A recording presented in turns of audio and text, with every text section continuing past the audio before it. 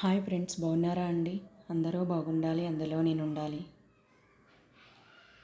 ఇక్కడ చింతపల్లి విజయలక్ష్మి మేడం గారు అమ్మవారికి వడిబియ్యం పట్టుకున్నారండి. అమ్మవారికి ఇష్టమైనవన్నీ అందరూ తల ఒక రకం ప్లేట్లలో పట్టుకున్నారండి. ఇక్కడ ఎల్లో కలర్ శారీ కట్టుకున్న వాళ్ళందరూ మా దాసాంజనేయ భజన మండలి ఆడపడుచులండి.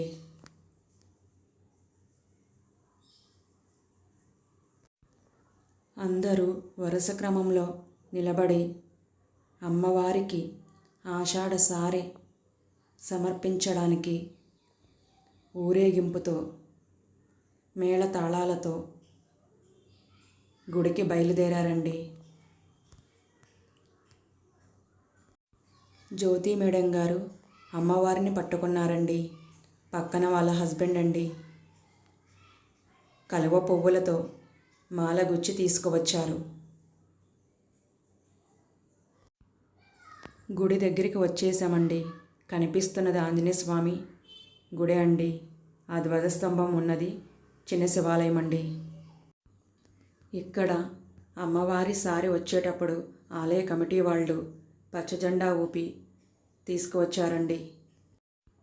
శివాలయానికి కూరగాయల మాలలతో అలంకరణ చేశారండి.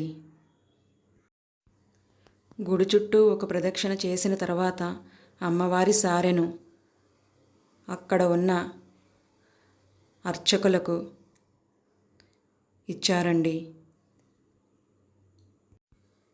అందరూ తీసుకువెళ్ళిన సారె ప్లేట్లను అమ్మవారి ముందు పెట్టారు. ఇక్కడ రావి చెట్టు ఉందండి.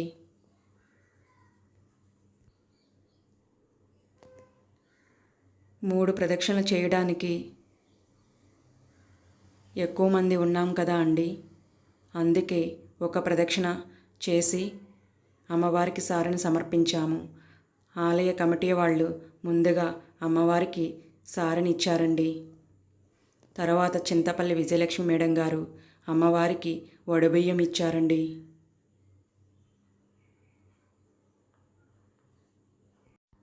అందరం తీసుకువెళ్ళిన సారె ప్లేట్లను అమ్మవారు ఉన్న అంతరాలయంలోనికి ఇచ్చామండి. ఇక్కడ ఆలయ కమిటీ వాళ్ళు ఆలయం యొక్క విశిష్టత గురించి చెప్పుకొచ్చారు.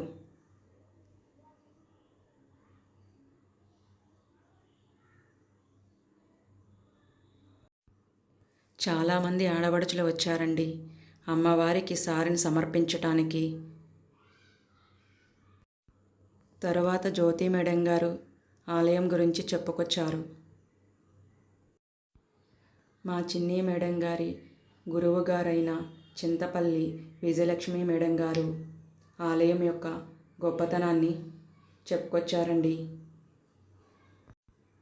భక్తులందరి సహకారంతో ఈ చిన్న శివాలయమును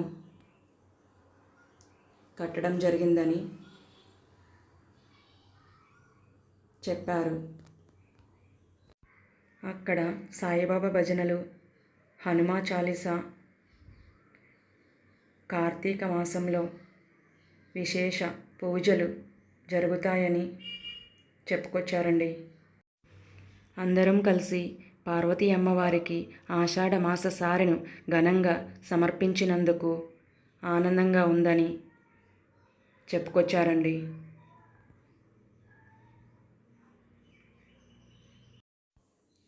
ఈ వీడియో చూస్తున్న మీ అందరికీ